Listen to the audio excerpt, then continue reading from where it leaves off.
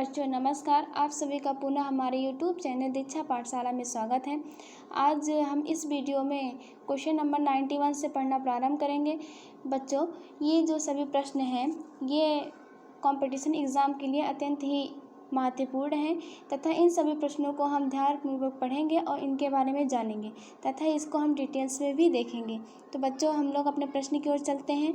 आज के इस वीडियो में जो मेरा पहला प्रश्न है वो है, थैलेसीमिया एक आनुवंशिक रोग है जिससे प्रभावित होता है। बच्चों, बातों पे ध्यान दीजिएगा। क्वेश्चन क्या है? थैलेसीमिया एक आनुवंशिक रोग है जिससे प्रभावित होता है रक्त, फेफड़ा, हृदय और गुर्दा। ये चारों ऑप्शन में क्या सही है, इसको हम लोग देख लेते हैं। तो बच्चों, जो हमारा ऑप्शन सही है वो पहला है, यानी कि जो रक्त होता है, ये ऑप्शन क्या हो जाएगा? सही हो जाएगा। पहला ऑप्शन मेरा करेक्ट है। अब थैलेसीमिया जो रोग है उसके बारे में जान लेते हैं। बातों को ध्यान से सुनना। कहने का मतलब क्या है मेरे प्यारे बच्चों? थैलेसीमिया जेनेटिक डिसऑर्डर का एक समूह है। इस रोग में रोगी के शरीर में हीमोग्लोबिन के संश्लेषण की क्षमता नहीं होती है। यह रोग विशेषकर दो प्रकार का होता है। बच्चों, जो थैलेसीमिया रोग होता है वो कितने प्रकार का होता है? दो प्रकार का होता है। कौन कौन से, इसको भी हम लोग देख लेते हैं। तो जो पहला है वो क्या है? Beta thalassaemia. और दूसरा क्या है? Alpha thalassaemia. ठीक है, थैलेसीमिया दो प्रकार के होते हैं। पहला कौन सा है? बीटा है, और दूसरा क्या है? अल्फा। ठीक है, यह जो रोग है, इस रोग में रोगी के शरीर में लाल रक्त कोशिकाओं का अत्यधिक मात्रा में क्षति होता है, जिससे रोगी को कौन सा रोग होता है बच्चों? एनीमिया रोग हो जाता है। ओके, कौन सा रोग होता है? एनीमिया रोग हो जाता है। नेक्स्ट क्वेश्चन, हड्डियों के जोड़ों में गठिया रोग निम्नलिखित में से किसके जमाव से होता है? तो बच्चों, यहाँ पे चार ऑप्शन दिए गए हैं। इन सभी ऑप्शन को पहले देखेंगे। क्या है? यूरिक अम्ल है, दूसरा है एल्बुमिन, तीसरा है यूरिया और चौथा क्या है? कोलेस्ट्रॉल। तो बच्चों, जो गठिया रोग होता है वो यूरिक अम्ल के कारण होता है, यानी कि जो हमारा पहला ऑप्शन है वो क्या हो जाएगा? सही हो जाएगा। ठीक है, अब हम लोग गठिया रोग के बारे में जान लेते हैं। गठिया रोग यानी कि गाउट हड्डियों की जोड़ों में यूरिक अम्ल के जमाव से होता है। गठिया रोग शरीर की हड्डियों के जोड़ों से संबंधित एक बीमारी होती है। बच्चों, बात को ध्यान से सुनना, जो हम बोल रहे हैं उसे कंसंट्रेट होकर सुनना। ठीक है, इस रोग में क्या होता है? जोड़ों के ऊपर की त्वचा में सूजन, लालिमा तथा क्या होता है? दर्द होता है। गठिया रोग होने का जो प्रमुख कारण है वह शरीर के रक्त में यूरिक अम्ल के स्तर के बढ़ जाने से होता है। यूरिक एसिड क्रिस्टल के रूप में जोड़ों, टेंडन तथा जोड़ों के आसपास के ऊतकों में जम जाता है। तो बच्चों, गठिया रोग जो होता है इसे हम लोग क्या कहते हैं? राजाओं की बीमारी या धनी लोगों की बीमारी भी कहते हैं। कहने का मतलब क्या है? गठिया रोग जो होता है उसे राजाओं की बीमारी या धनी लोगों की बीमारी के नाम से भी जाना जाता है। ऑलराइट, नेक्स्ट क्वेश्चन क्या है बच्चों? मानव में अमोनिया को यूरिया में बदल देता है। तो ऑप्शन क्या है? लीवर, दूसरा है किडनी, तीसरा है बड़ी आंत और चौथा क्या है? अग्नाशय। तो बच्चों, जो लीवर होता है, यानी कि जो पहला ऑप्शन है वो हमारा सही हो जाएगा, क्योंकि लीवर ही होता है जो मानव में अमोनिया को किस में बदल देता है? यूरिया में। कैसे? अब इसको हम लोग भी ध्यान से देख लेते हैं। यूरिया का निर्माण प्रोटीन के टूटने, किसके टूटने बच्चों? प्रोटीन के टूटने की प्रक्रिया के दौरान होता है।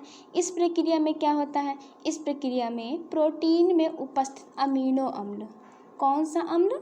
अमीनो अम्ल से अमीनो समूह निकल जाते हैं।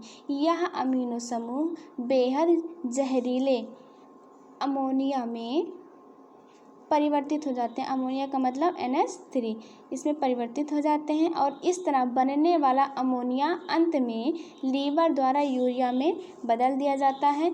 यूरिया का निर्माण ऑर्निथिन चक्र के द्वारा होता है, जिसमें अमोनिया यूरिया में बदल जाती है। ठीक है बच्चों, अगला प्रश्न हमारा,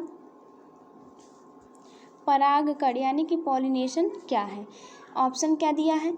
स्टिग्मा से परागकोश तक पराग का संचार, दूसरा है पौधों में पराग का उत्पादन, तीसरा है बीजाणु में पराग ट्यूब का विकास, और जो चौथा ऑप्शन है वो क्या है? परागकोश में स्टिग्मा तक पराग का संचार। तो बच्चों जो हमारा ऑप्शन सही है वो डी वाला सही है। ठीक है, क्योंकि जो परागकण होता है वह परागकोश में स्टिग्मा तक पराग का संचार होता है। ठीक है, अगला प्रश्न है बच्चों,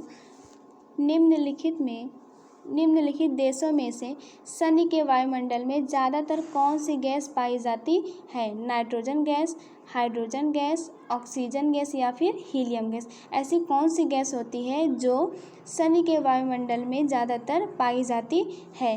तो बच्चों जो हमारा ऑप्शन सही होगा वो क्या होगा?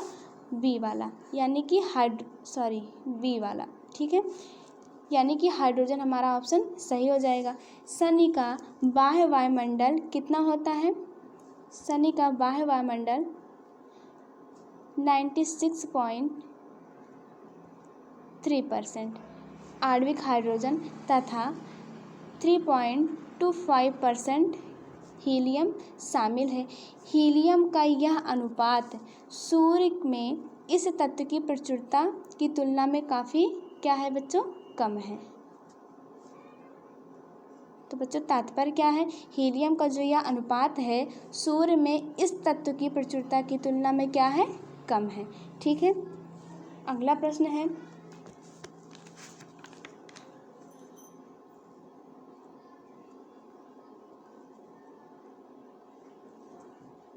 अगला प्रश्न क्या है बच्चों? निम्नलिखित में से कौन सा ग्लोबल वार्मिंग से निपटने का उपाय नहीं होता है? वनीकरण करना, जीवाश्म ईंधन का कम उपयोग, खाना पकाने के लिए ईंधन के रूप में लकड़ी का उपयोग करना, चौथा क्या है? सौर और पवन ऊर्जा का अधिक उपयोग। तो बच्चों जो हमारा तीसरा ऑप्शन है क्या?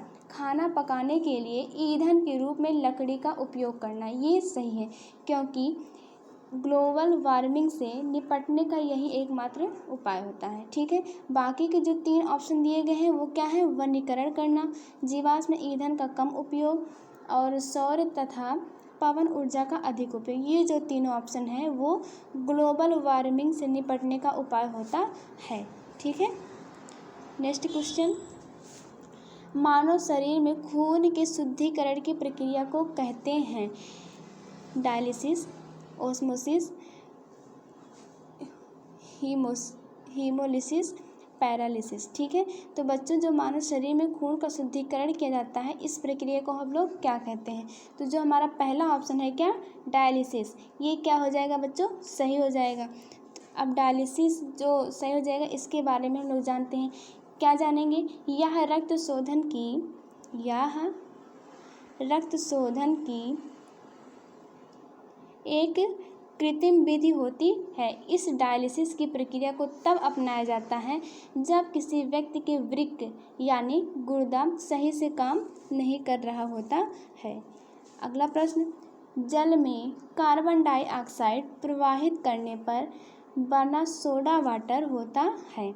तो बच्चों ऑप्शन क्या है? एक आक्सीकारक है, दूसरा क्या है? क्षारीय प्रकृति का है। ये जो क्षारीय लिखा है इसको ऐसे लिखा जाता है, थोड़ा सा मिस्टेक हो गया। तो बच्चों तीसरा ऑप्शन क्या है? एक अपचायक है, चौथा क्या है? अम्लीय प्रकृति का है। तो बच्चों जो हमारा ऑप्शन सही होगा वो क्या है? डी वाला, क्योंकि जल में कार्बन डाइऑक्साइड गैस प्रवाहित करने पर बना सोडा वाटर एक अम्लीय प्रकृति का होता है। ठीक है, तो बच्चों अब हम लोग इसके बारे में जानते हैं। जल में कार्बन डाइऑक्साइड को प्रवाहित करने पर बना सोडा वाटर अम्लीय प्रकृति का होता है तथा सोडा वाटर में अधिक दाब पर गैस घुली होती है। ओके, नेक्स्ट क्वेश्चन, निम्नलिखित में से कौन सी बीमारी क्यूलेक्स मच्छरों से फैलती है? चिकनगुनिया, पीत ज्वर, डेंगू, जापानी इंसेफेलाइटिस। तो बच्चों जो हमारा चौथा ऑप्शन है वो क्या हो जाएगा, सही हो जाएगा, यानी कि जो डी है जापानी इंसेफेलाइटिस वो क्या होगा, सही हो जाएगा। अब इसके बारे में जान लेते हैं। तो बच्चों ये जो हमारा चौथा ऑप्शन है ये क्या है, जापानी इंसेफेलाइटिस विषाणु जनित रोग होता है। क्या होता है, विषाणु जनित रोग होता है। इस रोग का उद्गम सर्वप्रथम जापान में हुआ था। इसी कारण से इसे हम लोग क्या कहते हैं, जापानी इंसेफेलाइटिस कहते हैं। यह रोग क्यूलेक्स प्रजाति के मच्छरों द्वारा फैलता है तथा यह रोग पिग के माध्यम से भी फैलता है। ठीक है, अगला प्रश्न क्या है,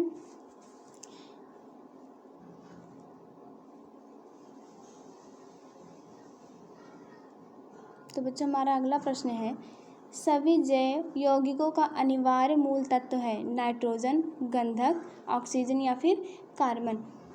तो बच्चों ऑप्शन जो हमारा सही होगा वो डी वाला, यानी कि कार्बन सही है। सभी जैव यौगिकों का अनिवार्य मूल तत्व कार्बन होता है। संसार के सभी जैव पदार्थ कार्बनिक यौगिकों से बने होते हैं। कार्बन यौगिकों में कार्बन अनिवार्य रूप से पाया जाता है। पृथ्वी पर पाए जाने वाले तत्वों में कार्बन एक प्रमुख एवं महत्वपूर्ण तत्व है तथा इसका रासायनिक तत्व का जो संकेत होता है वो क्या होता है, सी, तथा परमाणु क्रमांक 6 होता है और इसका जो परमाणु भार होता है वो कितना होता है बच्चों, 12। ठीक है, नेक्स्ट क्वेश्चन, निम्नलिखित गैस मिश्रण में से कौन सी गैस वेल्डिंग के लिए प्रयुक्त किया जाता है। तो ये जो हमारा गैस मिश्रण दिया गया है, ऐसी कौन सी गैस है जो गैस वेल्डिंग के लिए प्रयुक्त किया जाता है। तो बच्चों पहला ऑप्शन है हाइड्रोजन और ऑक्सीजन, दूसरा है हाइड्रोजन और हीलियम, तीसरा है ऑक्सीजन तथा एसिटिलीन और जो चौथा है क्या, एसिटिलीन और हाइड्रोजन। ठीक है, तो बच्चों जो हमारा ऑप्शन सही होगा वो होगा तीसरा, ऑक्सीजन और एसिटिलीन गैस मिश्रण में से गैस वेल्डिंग के लिए प्रयुक्त किया जाता है। एसिटिलीन एक रासायनिक यौगिक होता है। इसका अणुसूत्र किसका बच्चों, एसिटिलीन का अणुसूत्र क्या होता है, C2H2 होता है तथा यह एक हाइड्रोकार्बन है। नेक्स्ट क्वेश्चन, फास्फोरस को पानी में रखा जाता है ताकि, फास्फोरस को पानी में क्यों रखा जाता है, खराब होने से बचाया जा सके, बच्चों की पहुंच से दूर रख सकें, आग पकड़ने से बचाया जा सके और चौथा क्या है, इनमें से कोई नहीं। तो बच्चों हमारा जो सी है ऑप्शन सी ये क्या होगा, सही होगा। फास्फोरस को पानी में इसलिए रखा जाता है क्योंकि आग पकड़ने से बचाया जा सके। तो हमारा जो तीसरा ऑप्शन है वो क्या हो जाएगा, सही हो जाएगा। अगला क्वेश्चन क्या है, रक्त से नशीली ड्रग्स को पृथक करने में किस विधि का प्रयोग किया जाता है। तो बच्चों जो